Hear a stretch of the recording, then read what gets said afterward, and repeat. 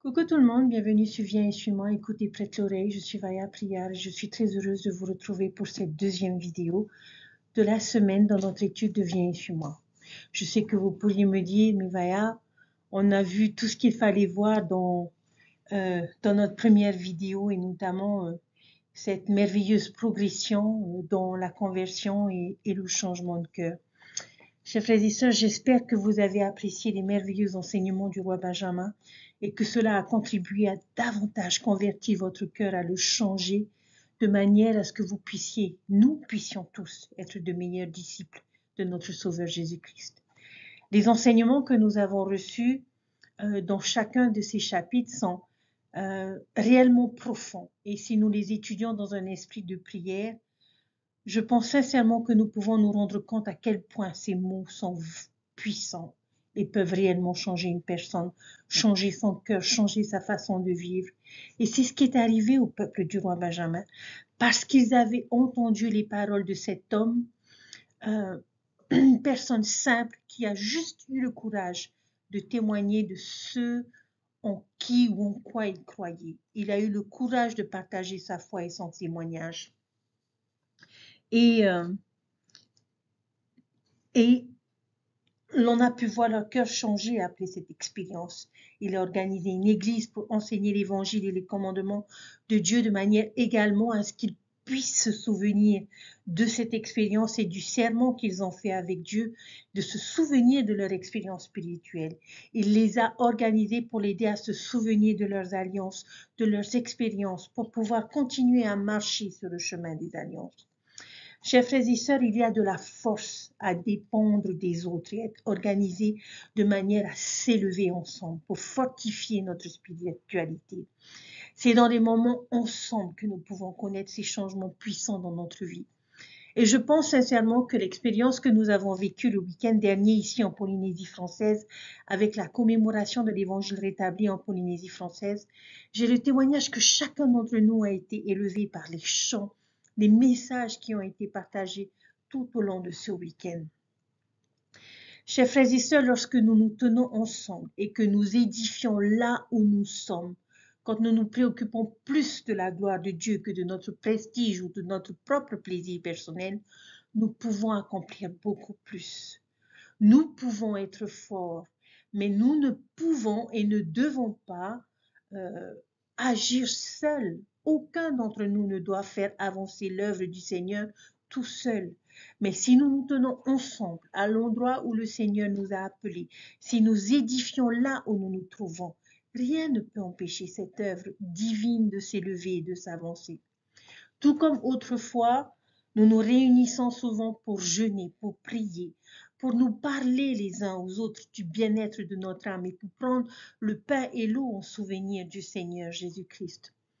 Comme le président Nelson l'a expliqué lors d'un discours de conférence générale, l'objectif de l'Église est d'aider tous ses membres à faire grandir leur foi au Seigneur Jésus-Christ et en son expiation et à contracter et respecter des alliances avec Dieu et à fortifier et sceller les familles. Le président Nelson a mis l'accent sur l'importance des alliances du temple, du sabbat et du festin quotidien de l'évangile au foyer, soutenu par un programme d'études unifié à l'Église. Nous voulons acquérir des connaissances sur le Seigneur et nous voulons le connaître. Nous pouvons tous participer de manière simple et naturelle, avec amour, en invitant les personnes à se joindre à nous à l'Église, à venir chez nous, à faire partie de notre cercle. La publication du livre de Mormon était le signal que le rassemblement avait commencé. Le livre de Mormon lui-même est l'instrument du rassemblement et de la conversion. Nous devons être les porte-bannières du Seigneur Jésus-Christ, soutenus par le Saint-Esprit de Dieu, fidèles et sincères jusqu'à la fin, chacun consacré à se donner entièrement à la cause de Sion et tenu par alliance d'être solidaires et d'édifier là où nous nous trouvons. Et je prie de toutes mes forces pour cela. Nous avons tous besoin de rappel de ces choses. Si nous obtenons la connaissance de la gloire de Dieu, si nous avons connu sa bonté, goûté à son amour et reçu le pardon de nos péchés, alors nous avons nos propres expériences et nous ressentons les choses. Et le roi Benjamin, dans notre étude de cette semaine, met l'accent sur ces choses que nous ressentons et nous pouvons nous demander comment garder ces sentiments. Le roi Benjamin nous donne une réponse. Il nous enseigne que bien que nous nous repentions et que nous soyons repentis, nous pouvons toujours faiblir et tomber. Mais le roi Benjamin nous enseigne comment ne pas tomber dans nos justifications et comment nous réjouir d'être justifiés par le Christ. Au chapitre 4, verset 11, il dit « Et je vous dis encore, comme je l'ai déjà dit, que de même que vous êtes parvenus à la connaissance de la gloire de Dieu, ou si vous avez connu sa bonté et goûté à son amour et avez reçu le pardon de vos péchés, ce qui cause une joie aussi extrême dans votre âme, de même, je voudrais que vous vous souveniez et gardiez toujours le souvenir de la grandeur de Dieu et de votre propre néant, de sa bonté et de sa longanimité envers vous, créatures indignes, et vous humiliez dans les profondeurs de l'humilité, invoquant quotidiennement le nom du Seigneur et demeurant avec constance dans la foi de ce qui est à venir, qui a été dit par la bouche de l'ange. Le roi Benjamin nous invite à nous souvenir de la grandeur de Dieu et de notre néant, nous qui sommes indignes. Il nous invite à accepter le don et à vivre dans l'émerveillement de cet amour profond et de toujours rester humble. Il nous invite à parler de lui et à lui permettre de nous montrer ce qu'il est capable de faire dans notre vie chaque jour. Lors de notre dernière conférence générale, nous avons été invités à être sincères dans nos prières. Nous allons tous faire des erreurs, comme dans un mariage. Est-ce que nos erreurs annulent notre mariage et nos engagements? Bien sûr que non. Que faisons-nous? Nous nous pardonnons et nous nous améliorons. Si nous faisons toutes ces choses, nous nous réjouirons toujours et nous vivrons remplis de l'amour de Dieu. Si nous nous souvenons de toutes ces choses citées au verset 11, alors nous nous réjouirons et notre connaissance augmentera. Le verset 12 est la description parfaite du royaume de Dieu. Voici ce qu'il est dit. Et voici, je vous dis, que si vous faites cela, vous vous réjouirez toujours et serez remplis de l'amour de Dieu et conserverez le pardon de vos péchés. Et vous progresserez dans la connaissance de la gloire de celui qui vous a créé ou dans la connaissance de ce qui est juste et vrai. Il y a de la place pour des questions, pour hésiter. Mais à la base de l'évangile, c'est cette joie et cet amour que nous pouvons trouver parce qu'un homme est descendu sur terre, a souffert pour nous et nous a accordé la rémission de nos péchés. Et alors, nous sommes invités par le roi Benjamin à être des artisans de paix, c'est-à-dire à ne plus blesser les autres. Nous sommes invités à être généreux. Nous sommes invités à être responsables et à enseigner l'évangile à nos enfants. Et nous sommes invités à veiller à la manière dont nous traitons les autres. Nous devons leur enseigner à marcher, à aimer et à marcher dans la vérité, à s'aimer les uns les autres et à se servir. Le roi Benjamin voudrait que nous soyons conscients des besoins des autres. Comment vivre dans le Christ? Il nous invite à aller au secours des autres. Si nous n'aimons pas notre voisin, alors nous n'aimons pas le royaume de Dieu, parce que notre prochain est le royaume de Dieu. C'est-à-dire que le royaume de Dieu, c'est faire tout ce qui est en notre pouvoir pour le bien-être de notre prochain. Parfois, nous hésitons à donner à cause de notre crainte du manque. Nous ne voulons pas donner quelque chose que nous pourrions avoir besoin dans le futur, et cela malgré que nous ayons connu la bonté et la grandeur de Dieu. Mais si nous connaissons vraiment ces choses, nous ne devrions pas hésiter à donner aux autres, parce qu'il y a suffisamment de bonté de la part de Dieu pour chacun d'entre nous dans son royaume. Ne sommes-nous pas tous mendiants? N'avons-nous pas tous besoin désespérément de lui? N'avons-nous pas besoin d'une personne qui nous ramènera vers le Christ? Ne sommes-nous pas tous là à frapper à la porte des cieux pour qu'il puisse nous aider dans notre vie, dans nos difficultés? Bien sûr que oui, chers frères et sœurs, nous sommes tous mendiants. Mais si Dieu est généreux avec nous, nous devons l'être aussi avec les autres. Nous devons être bons envers autrui. Nous sommes dépendants de Dieu. Et vivre dans le royaume de Dieu, c'est dépendre de Dieu et de notre prochain. C'est aimer Dieu et c'est aimer notre prochain. Si nous arrivons à nous considérer comme un mendiant et que nous voyons le Seigneur nous bénir, alors nous devons en faire autant aux autres. Si nous n'avons pas assez pour donner, je nous invite à vivre dans cet état d'esprit de vouloir donner. Nous devons avoir le cœur d'un donneur. Nous pouvons remporter le prix en donnant aux autres, en étant dirigeants et en leur accordant sagesse et générosité. Il y a différentes fois et différents moyens, mais le roi Benjamin nous invite à veiller à nos pensées, à nos paroles, à être conscients de ce qui se passe autour de nous et comment cela peut affecter notre relation avec lui et avec les autres.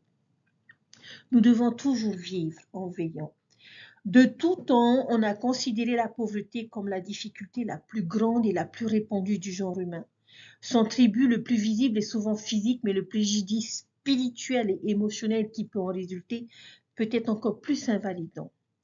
Mais quoi qu'il en soit, le grand Rédempteur n'a pas lancé d'invitation plus persistante que celle de nous joindre à lui pour soulager son peuple de ce lourd fardeau. Comment pouvons-nous donc faire ce que nous pouvons?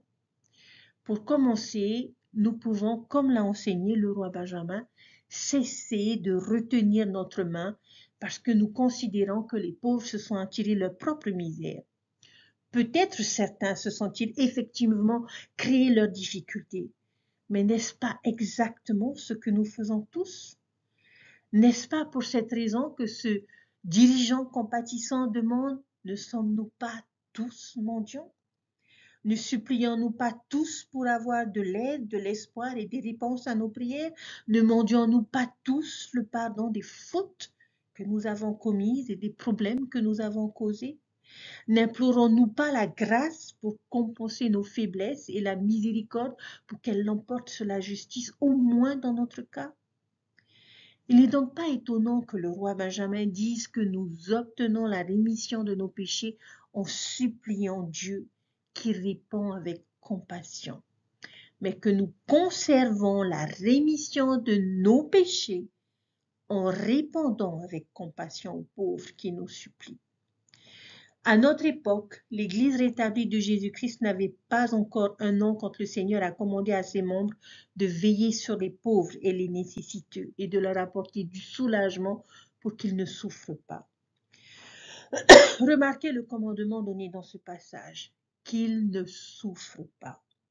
C'est le genre de langage que Dieu emploie quand il veut que les choses se fassent. Lorsque le Seigneur nous permet de rencontrer une personne en détresse, chers frères et sœurs, souvenons-nous que nous rendons hommage au bon Samaritain autant pour ce qu'il n'a pas fait que pour ce qu'il a fait. Il n'a pas changé de trottoir, bien que le voyageur battu sur son chemin ait été un inconnu et peut-être un ennemi. Il a fait ce qu'il pouvait pour l'homme battu.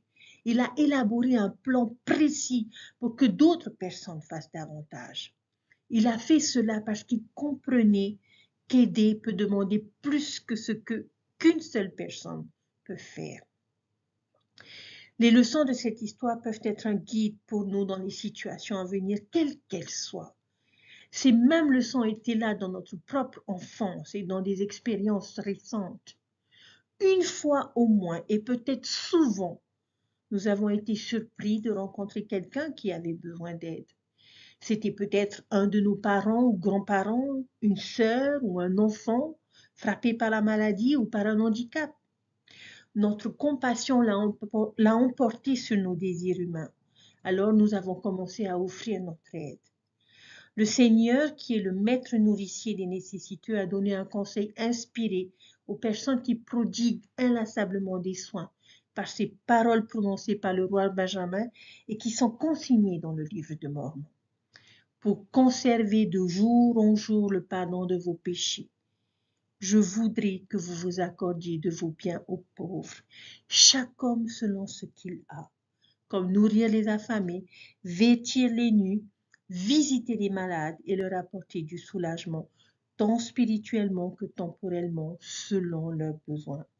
Mais il poursuit en mettant en garde ceux d'entre nous qui pourraient ne pas vouloir admettre qu'elles en font trop ou trop longtemps dans leur service. Il dit, veillez à ce que tout cela se fasse avec sagesse et ordre, car il n'est pas requis que l'homme, ou toute personne qui prodigue des soins, court plus vite qu'il n'a de force. Il est nécessaire qu'il soit diligent afin qu'il remporte ainsi le prix. C'est pourquoi Tout doit se faire avec ordre. Ce conseil peut sembler difficile à appliquer lorsque nous devons trouver l'équilibre entre le désir de faire ce que nous pouvons pour aider les autres et la sagesse de pourvoir avec prudence à nos propres besoins de manière à conserver la force de servir. Nous avons peut-être vu d'autres personnes aux prises avec ce genre de choix difficile. C'est peut-être un exemple comme le choix de nous occuper d'une personne en fin de vie chez nous ou dans un centre de soins alors que nous sommes nous-mêmes au bord de l'épuisement. Ce que nous savons, chers frères et sœurs, du plan du salut peut nous guider dans nos choix aussi déchirants. Et je témoigne que le Seigneur sera avec vous et qu'il préparera et tracera le chemin pour vous dans votre service aux personnes qu'il aime, dans leurs besoins et leurs épreuves. Chers frères et sœurs, de merveilleux enseignements, je vous avais dit, et je suis persuadée que vous-même, selon vos circonstances, avez eu vos propres enseignements. Mais je nous invite à nous souvenir de ce roi Benjamin et de ses enseignements qu'il a partagés avec nous, et surtout d'être témoin de ce changement de cœur qui peut s'opérer à n'importe quel moment de notre vie. Faisons en sorte que ce changement de cœur soit perpétuel, soit éternel et vivant, et fasse de nous de meilleurs disciples de notre Sauveur Jésus-Christ. Puissions-nous être de ceux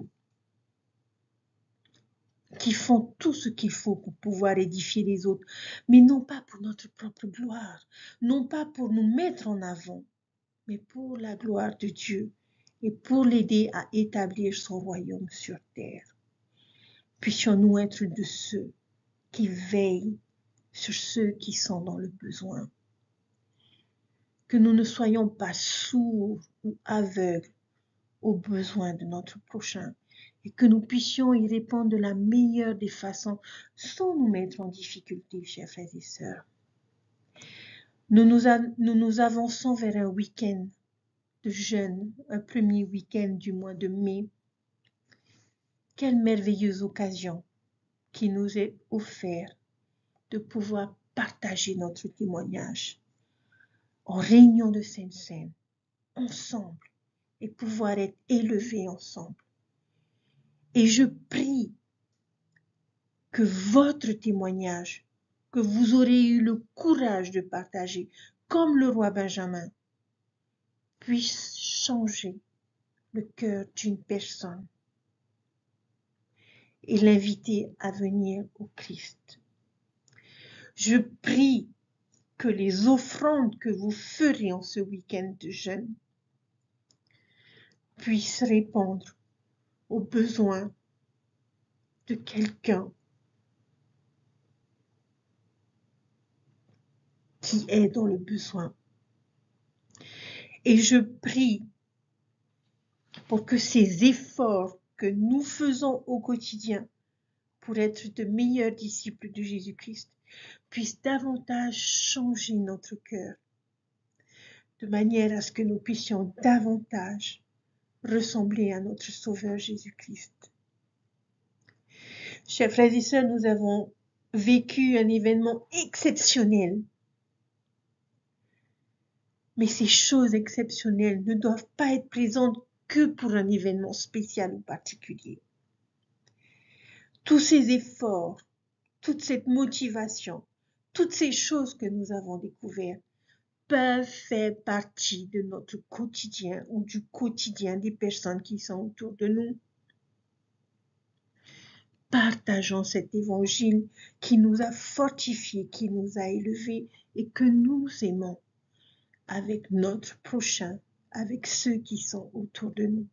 Ayons le courage d'ouvrir notre bouche et de partager cet évangile. Ayons le courage de répondre aux besoins des nécessiteux et d'être un instrument qui pourra bénir les enfants de notre Père Céleste. Dieu vit et Dieu nous aime. Il connaît chacun d'entre nous. et sait à quel moment et pour quelle personne il peut nous utiliser pour bénir ses enfants.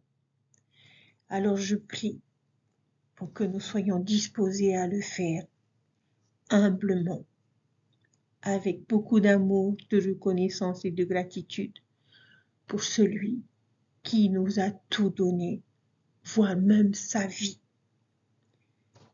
pour que nous puissions être sauvés, pardonnés, élevés, édifiés et fortifiés. Mon Sauveur Jésus-Christ, mon Rédempteur. Et je vous laisse toutes ces choses. Au nom de Jésus-Christ. Amen. Je vous souhaite un merveilleux week-end de jeûne, chers frères et sœurs, et que Dieu nous bénisse tous dans cette œuvre. Je vous dis à bientôt. Bye.